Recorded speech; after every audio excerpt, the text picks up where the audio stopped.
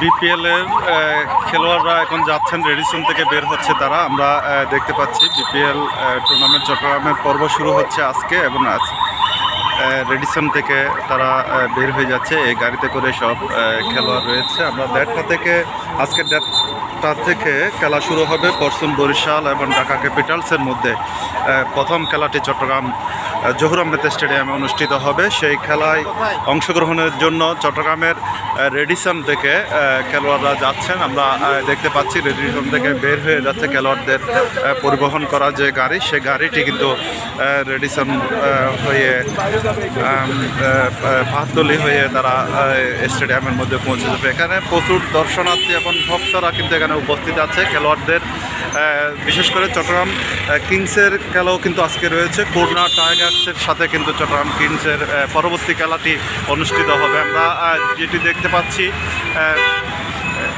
একটু আগেই বের হয়ে গেল খেলোয়াড়রা চট্টগ্রাম জহুর আহমেদ স্টেডিয়ামের উদ্দেশ্যে। চট্টগ্রামের রেডিসন থেকে তারা রওনা হয়েছে, আমরা যেটি দেখেছি।